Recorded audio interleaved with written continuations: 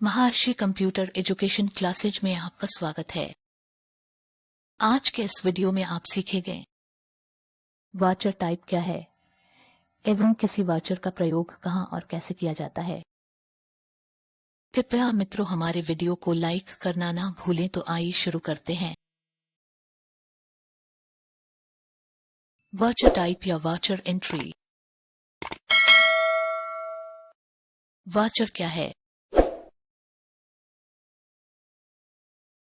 Accounting में watcher एक ऐसे डॉक्यूमेंट होते हैं जिनमें व्यापारिक सौदों की डिटेल्स होती है, अर्थात किए गए सौदों के बारे में जिस पुस्तक में लिखा जाता है वो वाचर कहलाते हैं। यहाँ हम टैली में प्रयोग किए जाने वाले वाचर्स के बारे में जानेंगे जो निम्न प्रकार से है।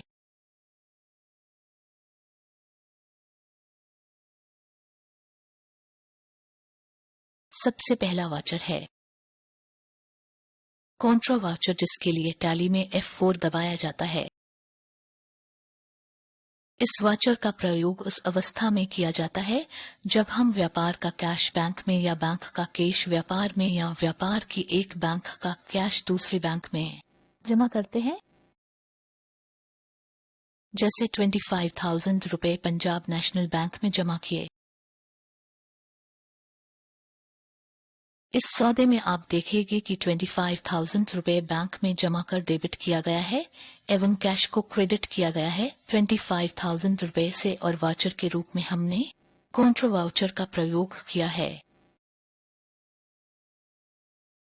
दूसरा वाउचर का नाम है पेमेंट वाचर। टैली में इसके लिए हम F5 दबाते हैं।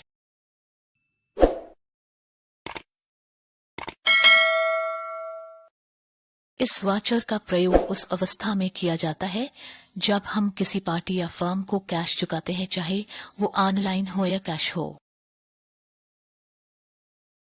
जैसे 25,000 रुपए फर्नीचर खरीदा।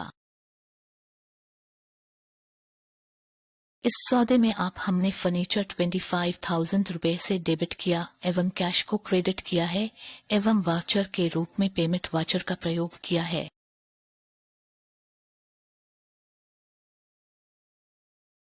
हमारे तीसरे वाचर का नाम है रिसीप्ट वाचर। टैली में इसके लिए हम F6 दबाते हैं।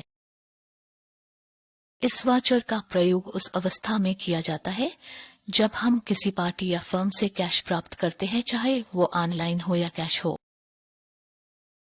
जैसे 25,000 रुपए ब्याज के प्राप्त हुए।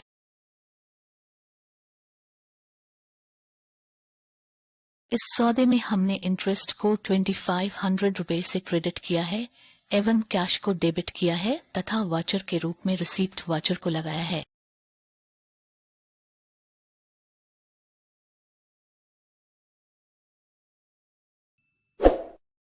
हमारे चौथे वाचर का नाम है दोस्तों जर्नल वाचर। टैली में इसके लिए हम F7 दबाते हैं। इस वाचर का प्रयोग उस अवस्था में किया जाता है जब किया गया सौदा उधार हो या माल या वस्तु के अदला बदली या अकाउंट एडिटमेंट किया जा रहा हो। जैसे 25,000 कंप्यूटर से खरीदा। पहले तो दोस्तों ये ध्यान रखें, अगर लिखित सौदे में किसी सौदे के साथ में उस पार्टी का नाम दिया हो जिससे सौदा किया हो एवं नगद शब्द का प्रयोग नहीं किया गया हो तो उस सौदे को उधार माना जाता है एवं कैश के स्थान पर उस पार्टी का नाम लिखा जाता है। इस सौदे में हमने कंप्यूटर को 25,000 रुपए से डेबिट किया है एवं श्री कंप्यूटर्स को क्रेडिट किया है एवं वाचर के रूप में जर्नल वाचर का इस्तेमाल किया है।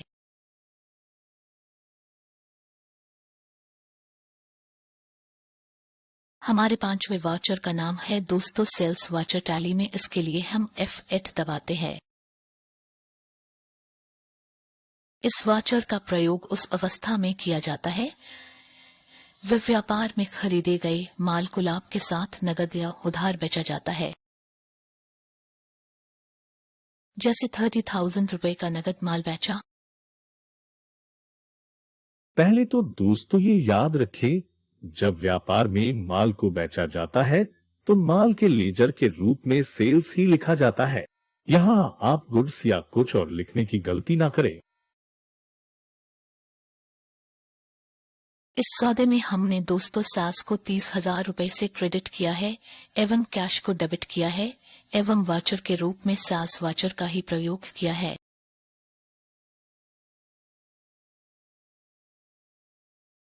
हमारे छठवें वाचर का नाम है दोस्तों परचेज वाचर टैली में, इसके लिए हम F9 दबाते हैं।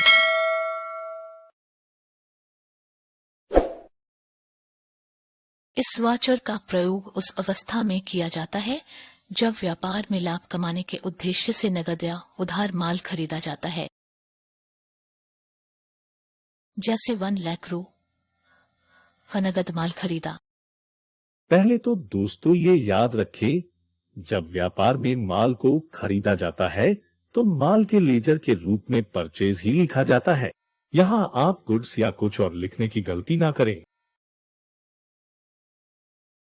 इस सौदे में हमने दोस्तों परचेज को 1 लाख रुपए से डेबिट किया है एवं कैश को क्रेडिट किया है एवं वाचर के रूप में परचेज वाचर का